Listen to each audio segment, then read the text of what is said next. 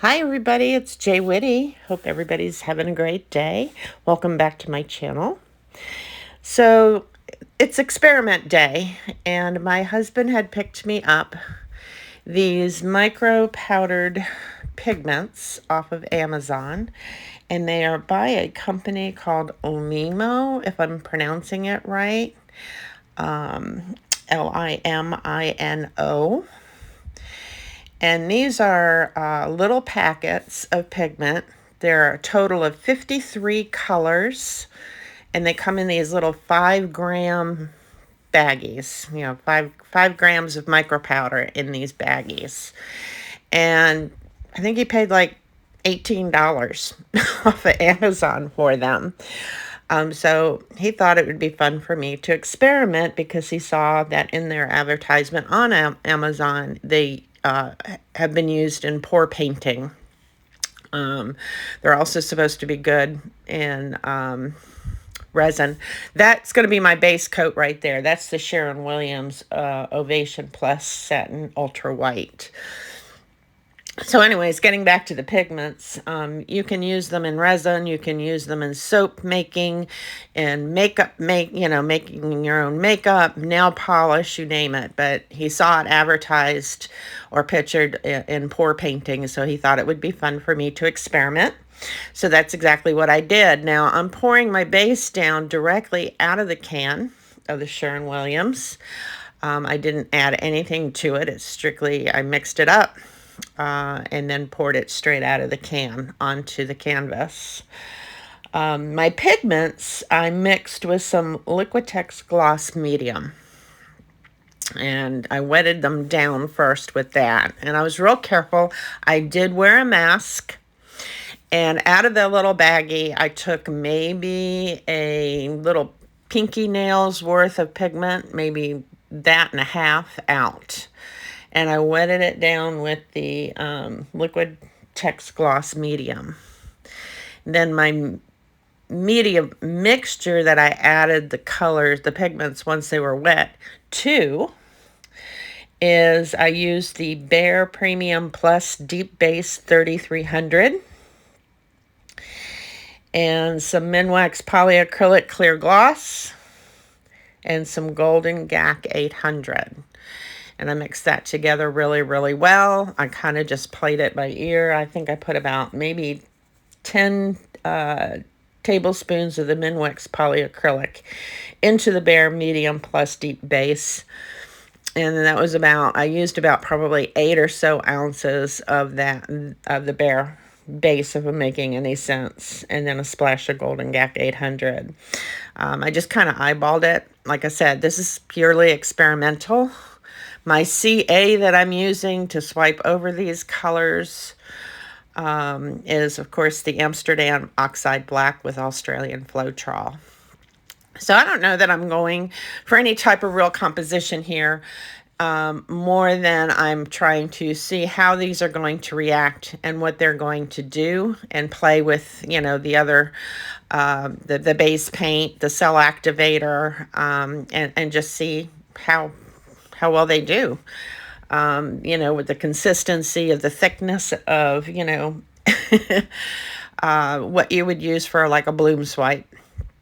And so I decided that this canvas, it's a 12-inch round canvas, and I decided that I was just going to go ahead and sacrifice this for this experiment. And so, like I said, composition might not be the best in the world, but I'm playing with this, and I'm learning, I'm experimenting. This is all brand new to me as far as these mica powders go. Never used them before.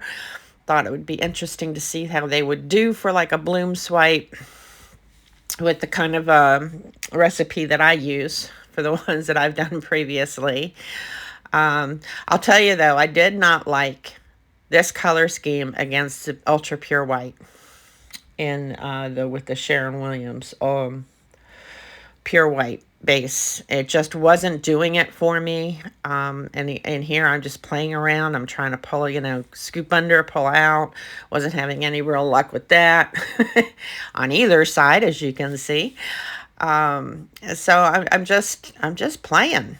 Let's see what happens here. So again, I'm not happy with this white, this ultra white base. I'm just not happy with it. I don't think the colors, I think that muted the colors even more so. They were very vibrant. I gotta say that these mica powders are very vibrant when I first mixed them with the Liquitex Gloss Medium. And then they kind of dulled out afterwards when I mixed it into the deep base, you know, the untinted house paint. They really dulled out. So that's got me thinking maybe I'll go a different route next time I play with these.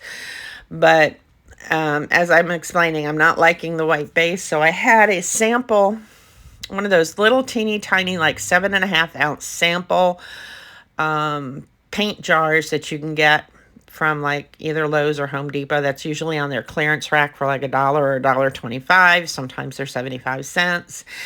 And so I had a little bit of that left in a jar. And it was more of a taupe color. And I ended up putting that on top of the white.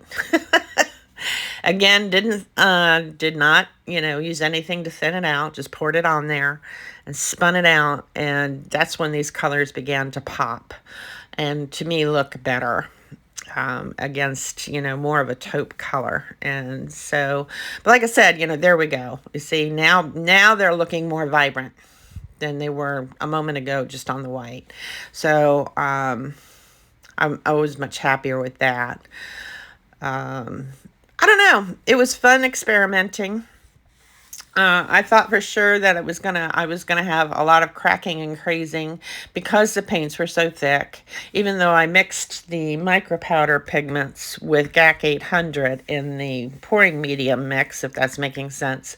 But the base coats that I put down, I didn't put any GAC or anything to prevent crazing or cracking. And surprisingly, I guess I spun enough off. I mean, it looks kind of creased in the negative area, and you'll see that in the close-up when I take you in for the wet and then the dried results. I also take you in to show you what they look like. I took them outside. I took the painting outside after it had dried and tried to get it to shimmer for you in the sunlight. It's not the best video footage, but it's an attempt. But you'll see what it looks like at the end.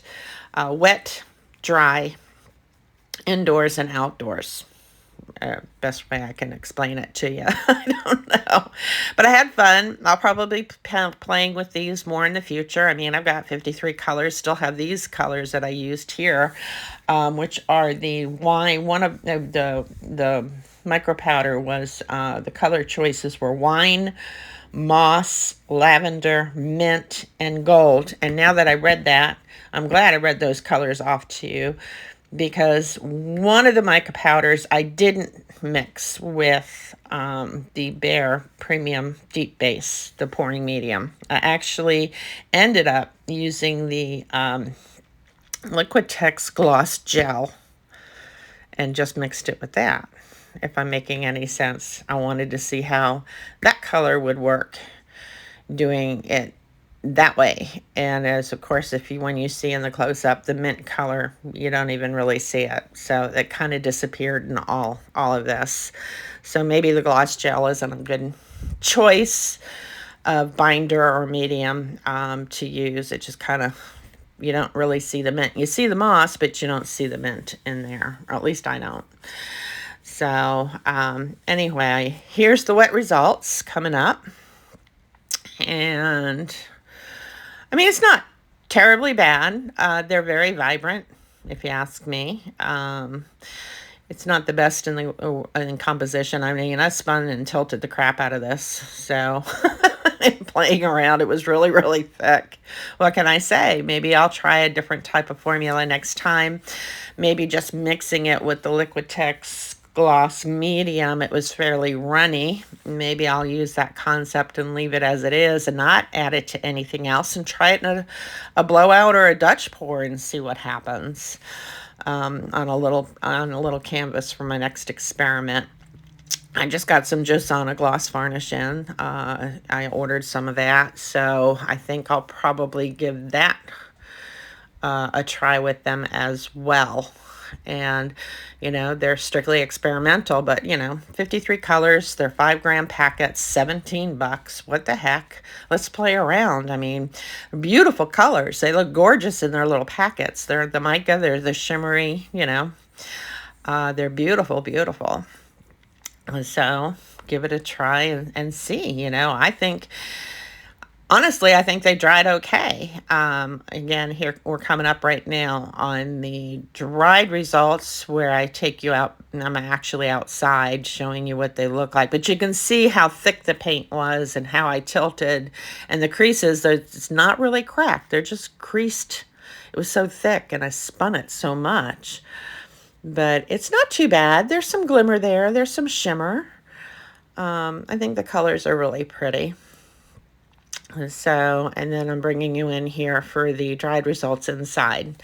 So there you have it, guys. That's my experiment with the Limino Mica powder pigments. And I hope you enjoyed this little tutorial. So give me a thumbs up, guys. Come on. I at least deserve a thumbs up. Drop me a comment down below. Let me know what you think. If you're new to my channel, welcome. I'm glad you're here. Please, I invite you to subscribe. Hit that notification bell for future uploads. And in all honesty, guys, I am so grateful for each and every one of you. Everything is listed in the description box down below. So until next time, take care, stay safe, and blessings to you all. Bye-bye.